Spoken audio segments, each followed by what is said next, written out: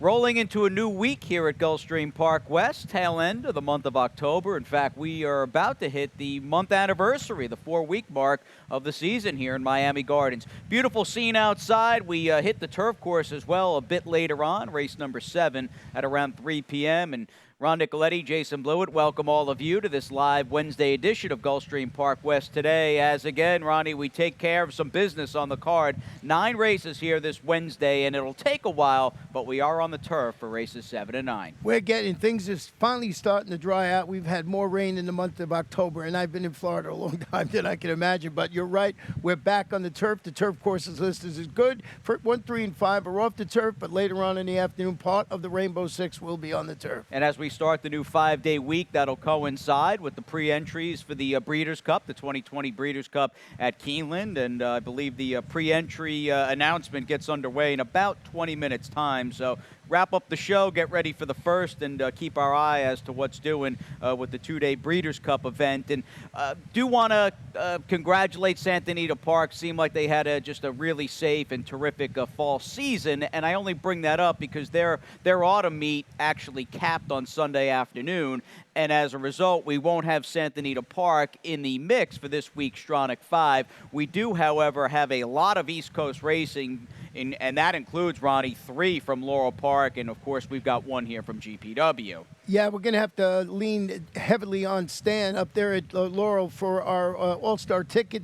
3 races there, 1 from here, our final race of the afternoon, and 1 at Golden Gate Fields. Absolutely.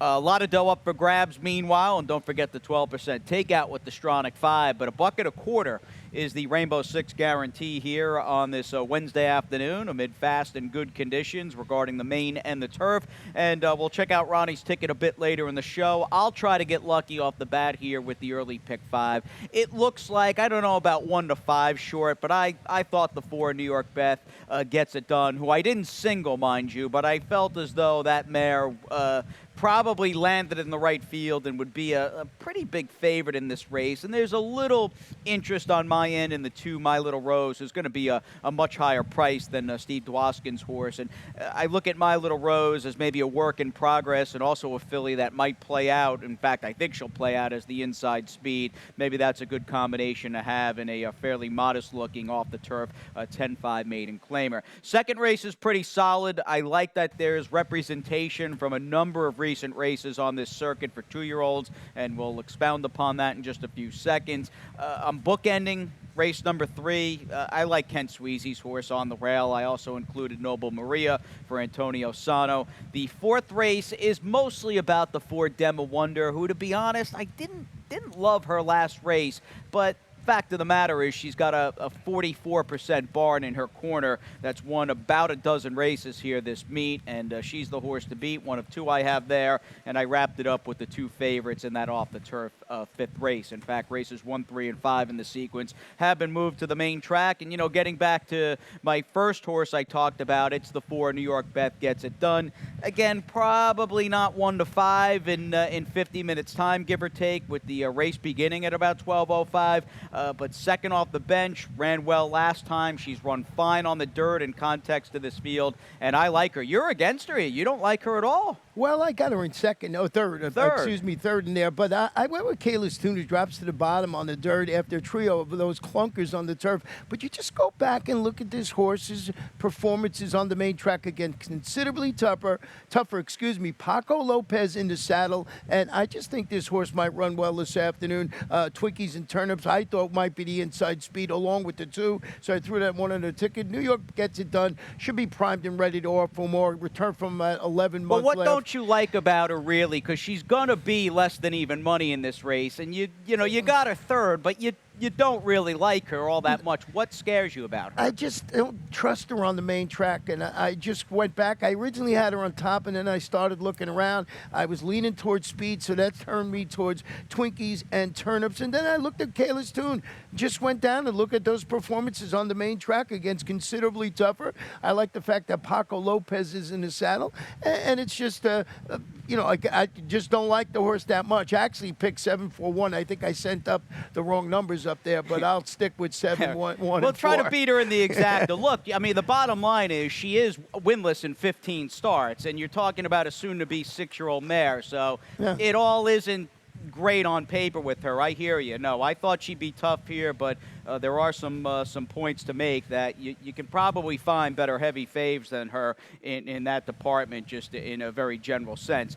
Second race is pretty good. It's scheduled for the main. We'll go 6.5 furlongs with this $25,000 to $20,000 2-year-old claiming race, and I like the fact, again, as I was saying with my early pick 5, there's just a number of recent races at varying levels in the mix here, and one of them is an important race. In fact, your top selection, Ronnie, for Kathleen is the 5 Time Won't Let Me Go, coming out of a race on a day where there were 3 inside posted wire-to-wire winners, and she was more of an outside chasing speed against First Cadet. Yeah, she should be ready to fire that winning salvo, I believe, today after tracking that front-running winner, as you mentioned, when finishing second. Her career debut here at this level of distance. It's Kathleen O'Connell, and I like Miguel Vasquez named on that horse. So I went with the 5, A Time Won't Let Me Go, on top of my ticket. No, he ran fine, that colt by Overanalyze, and is a contender, but I like the race that both the 7 Dream of Anfield and the 2 Master of Disaster are coming out of. And I thought off the bat we'd focus in on Master of Disaster,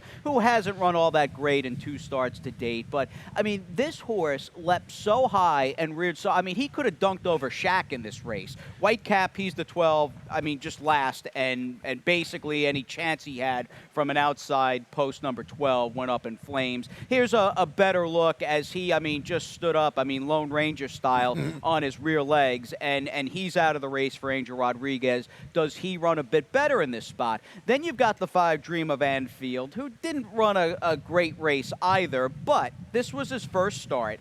And you can watch here as they turn for home. Not that he was going to win or get a piece of this thing, but he is very green. He'll swerve out. I mean, almost clipped the number 2 horse there. And clearly what little chance he had to maybe crack the super evaporated when he swerved out and swerved in so abruptly. This was also a day, and you get a little bit of a flavor of that watching Advanced Cash just run away and hide while the others were seemingly almost running in quicksand. That was a day you wanted to be inside. So I've got 2 potential trip-compromised horses out of the same race with the 7 Dream of Anfield and the number 2 Master of Disaster. And I see you've got the Knicks First or Restitution in the second spot. And with a Misael riding for this barn, you'd probably be wise to consider this horse pretty live. Yeah, Gelded Son of Carpe Diem debuting for Ralph. Got a pretty solid morning work tab showing him preparation. Knicks is, we know, good with his first-time starters, 22%. And he's got MSCL, it's his go-to rider, so I threw that one on the ticket. And we'll see how that second race plays out.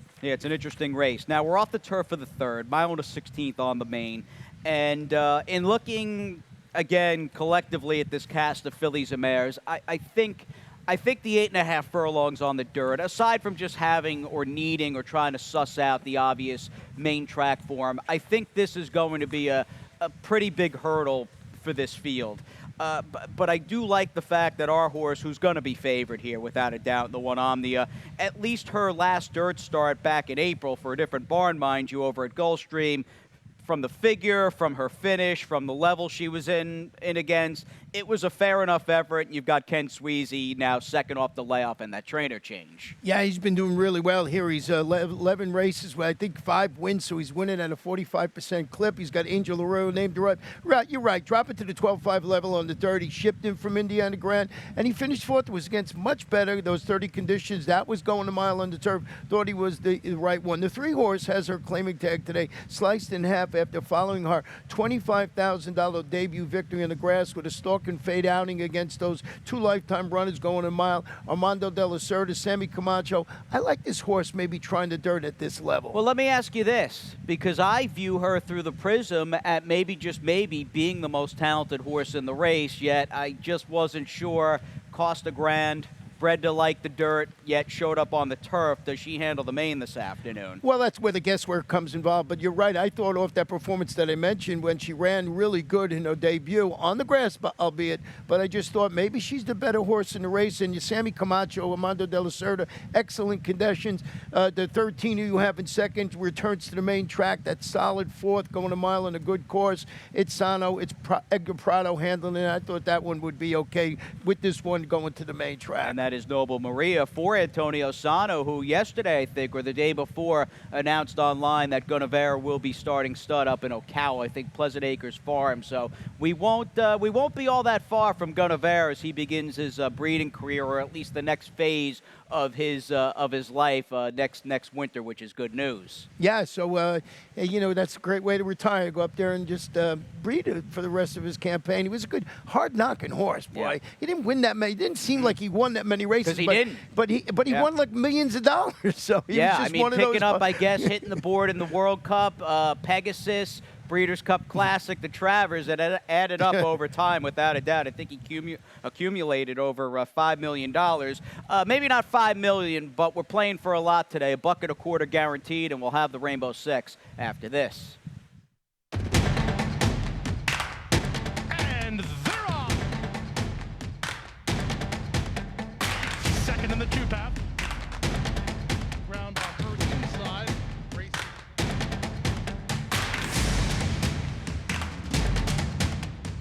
A quarter of a mile to go, and he's 6 on top. It's last of the 12 as they roll into the backstretch.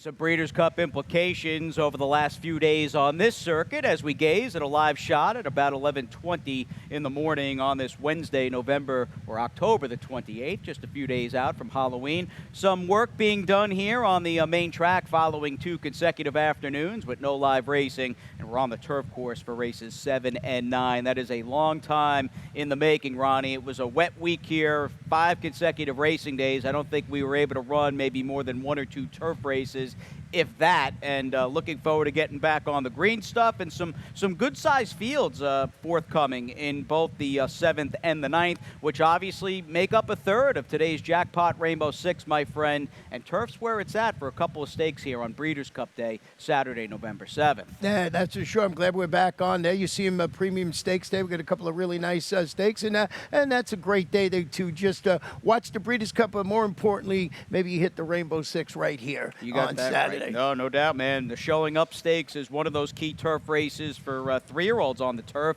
and the Sellers Shiraz is the stake for the 3-year-old fillies. So some stakes action coming down the pike, as is today's Rainbow Six, $125K guaranteed in the pool. And how's the ticket looking? 43.24 me, and I went too deep in the opening leg with that Dema Wonder, who you talked about a little earlier, and think it through. I sort of wanted to use the 6, but I wanted to keep the ticket affordable. Race 5, Rocket Blast, certainly lived up to his name last time out when he turned on the afterburners. And Robin Team Show, I'm using those. That race was taken off the turf. 6th race, I think the one to beat is Drain the Clock, but the Distractor and Tiger, he's the one to beat. But I didn't want to get, just. That's a good race, dude. That's a really good race. Yep. Very competitive.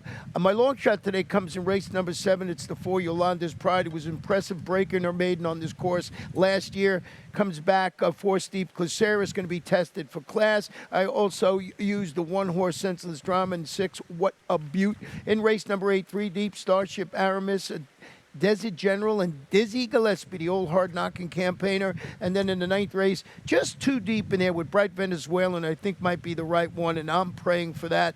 Going to the Juan Arias Bond. A lot of speed in that last race. I'm with you. I think Bright Venezuelan's going to run well. You're obviously hoping Steve Caceres has a pretty big run here in our Wednesday return to the turf. Steve and Lily setting out your long shot and Yolanda's Pride in the 7th. And we don't have a Caceres horse in the 4th race, but we do have a favorite trained by Rohan Crichton, who wrapping up the Sunday action here.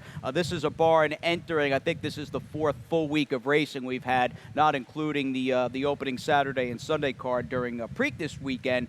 You've got a barn, though, that is 11 for 25, based here at Gulfstream Park West, batting 44%, and for me, that won out in the end. We're going to look at the 4 Demo Wonders last start.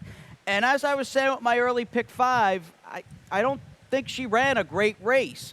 Does she have the speed? Check. Has she run fine in her 4 races to date with 3 seconds? Check.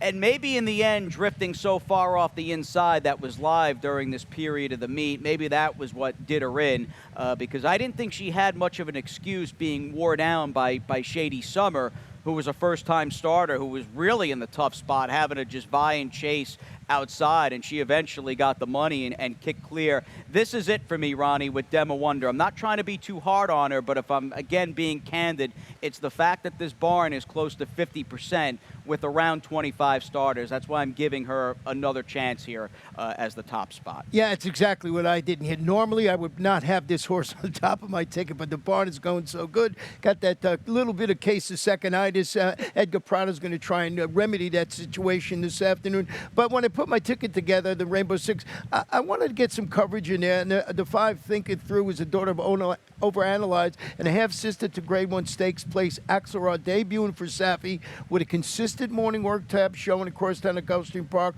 with Sammy Camacho in the saddle. So I thought maybe this horse, you know, with Safi, I wanted some coverage. Demo Wonder's probably going to take a ton of money.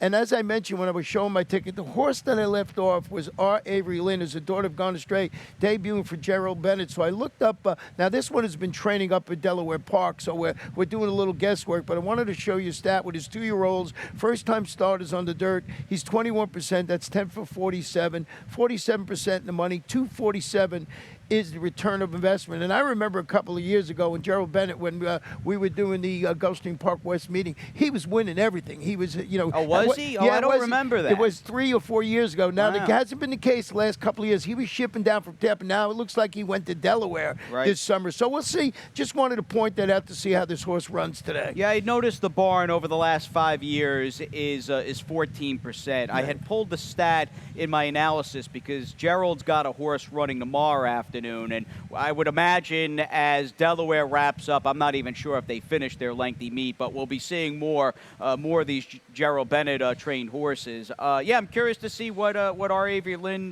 does here with Paco. I obviously didn't include her. I do have my bases covered with Safi's firster, and I thought the 7 Kosi might run well. Again, getting back to that Demo Wonder race quickly, she didn't do much running in a race that was dominated by the front-running speeds, the 2 speed horses, but she was bet a little in that race at 6-1 for an 11-horse field for an Antonio firster. Thought she might take a step forward today. Getting on to the 5th, this is the last of our 3 off-the-turf races that make up the opening half of the program.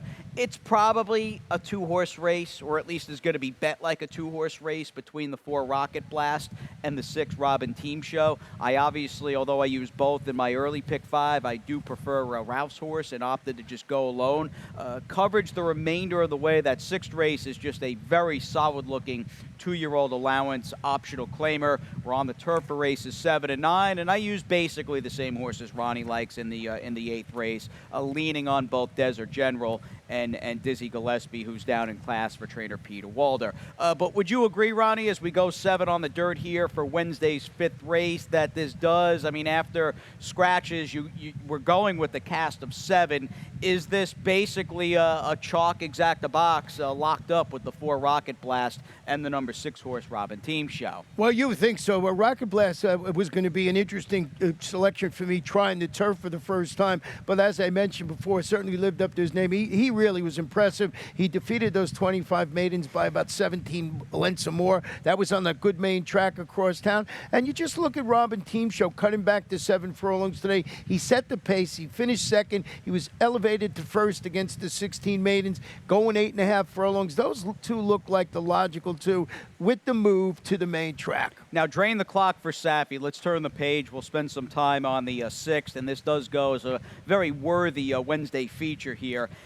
You've got the two Arundel horses basically cornering the field, and the one Tiger who I'm giving another chance to Tiger today after he got caught up chasing outside against a rail that was very good here, very strong on opening weekend, October 3rd and 4th. There were 9 inside position wire-to-wire winners, and he had a tough time going after Carson City Kid, and Awesome Jerry picked everybody off in a runaway win. So I'm back to Tiger. You've got the 6 Hercules, who if the pace develops as fast as it looks on paper, he could get a good trip in this race. Oh, you're not a Hercules fan at all. No. You had kind of liked this horse at a price, and in reality, you don't like him today. No, I didn't like him today. I would really like Drain the Clock. As we talked before we came on the air. Yeah, roll the race, and you could talk about him. You know, going to step up to face winners, and it was just that really nice debut. It was like I call a head-swirling debut in his lap.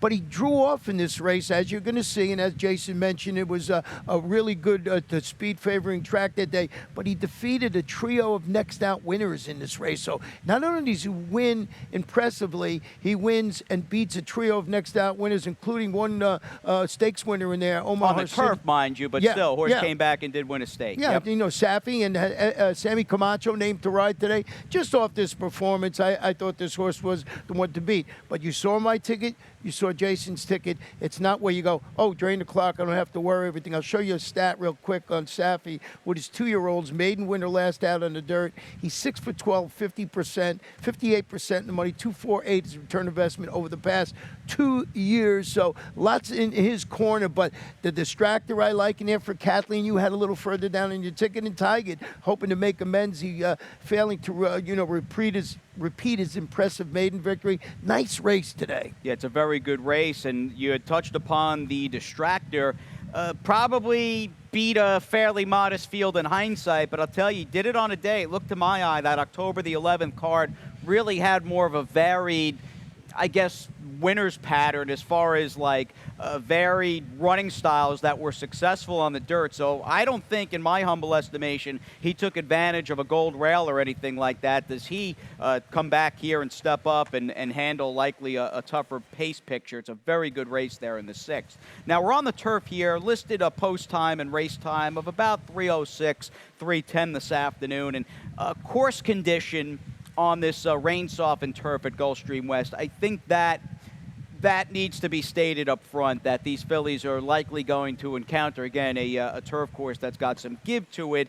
And going through, I do think you get the best of everything with the one Senseless Drama. Didn't pick her, nor did you, but we both respect this filly. One of 2 in the race, trained by Carlos David. She's just a very informed, sharp, honest horse. You can look at her last race, just a little bit of window dressing. She was beaten by a lightly raced Uncle Mo filly from Mark Cassie and Mo of the West on that closing day card, Sunday, September the 27th over at Gulfstream Park. A very logical contender, along with the other Carlos David trained runner in the race in the 9, Just Saying. If you want the inside speed, it's probably, Ronnie, going to be the very speedy Senseless Drama. You would think. I mean, that on paper is the one to beat, is in my estimation, for Carlos David. MCL Jaramillo, it's the speedy daughter of Big Drama, as you mentioned. I thought that was a logical one. So I had my long shot in here, and I wanted to go with the 4, Yolanda's Pride. It was impressive breaking her maiden on this course last year. She returned. She reeled off back-to-back turf victories across town, including her last when she defeated a trio of next-out winners, which included next-out stakes winner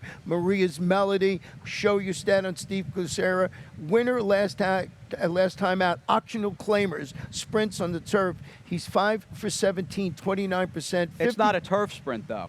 This race is a mile. I meant, turf. Well, that's right. I meant turf. I put sprint, but I meant long. Oh, At 5 okay. for 17, 29%. I put sprints, I didn't mean sprints. Gotcha. So that's a turf route stat right there. No, it works well. And what's your, I mean, you clearly like her and think she's going to run well.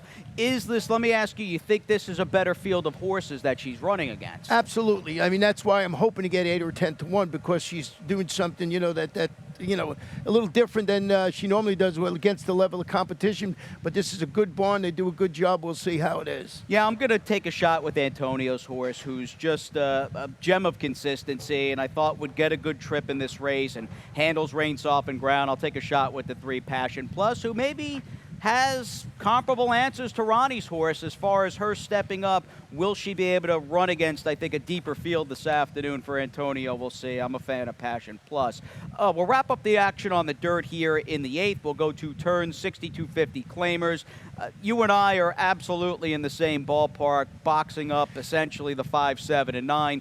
I do prefer Desert General, who got the 2 turns last time out, and I like that coincided with his first start for Antonio. He's a very logical-looking major player along with your speed horse, the 5 Starship Aramis. Yeah, it's Starship Aramis turning back to the mile after solid local debut, going the mile in 70. He battled bravely through the stretch, but he couldn't hold off Desert General last time out, so I thought that was a good exacta box. Dizzy Gillespie was the morning line favorite. I backed off this horse a little bit. I mean, I'm going to use it on my ticket, but, he drops to this level. He returned from the layoff for Peter and hit a sour note. He broke badly. He never really got on track, but he loves the local track here. He's 4 starts, 2 wins. He bounces back. He beats this field, I think. Oh, definitely. Does he make life difficult, though, or vice versa for Starship Aramis? It looks like they might keep one another company. Maybe Desert General is the one that trips out and gets the best of everything. Well, that's exactly what happened last time with Desert General. So if he gets that speed in front of him, he's certainly going to run well. Lots of speed in the last race. And for me, I think in a field that's, for the most part, pretty evenly matched on paper, I opted to go to who might pull a good trip in this race. And in looking at the 5 Glory Roll, I think to an extent the 8 Miss Miami, but certainly the very speedy number 9 Sugar Bolt, who I like as a horse. It looks like they might be on a collision course here and potentially setting the race up for an off-the-pace runner. And Bright Venezuelan's gonna have a lot of backers, and we both like her from the inside for Steve Caceres. This was a great ride, and we'll look at it last time out in late August by Hector Berrios. I thought Hector did a really good job. Now, he probably had a race that certainly favored a closer's running style. I mean, you can look at that quarter time in 20 4/5, and you're going to watch this race start to just melt down and burst apart at the seams. But Hector with that smooth angle there, smooth as silk, and here comes the number 1, or on this particular day was the number 4, Bright Venezuelan. Major, just again, a horse, Ronnie, you would think for the 12-5, if the pace does play out the way we both clearly think it's going to, she's going to get a good trip from down inside. That's exactly it. She makes a local return, and I just see the same pace scenario as you do. 16 claimers sprint across town, which you just saw. Steve Caceres and Hector Berrios, as you mentioned, a good ride last time out. I'm praying for that. Move to the Juan Arias barn and Glory Roll for me on the bottom parts of my ticket. But I think the race sets up nicely for Bright Venezuelan. I think it could set up well, too, for the 10 Prospective Diva. I wouldn't sleep on her. I know her form as a whole might be a little off-putting, but she's run some okay races on the turf and might get a good trip, and I almost think Joe Katniss knocked off 2 birds with 1 stone, got a race under her belt last time out, and now she's returning to her preferred surface. I'm 110, Ronnie's going 1-3, and we'll take a little breather here before sending it up to the man, Pete Aiello, for those Wednesday scratches and changes.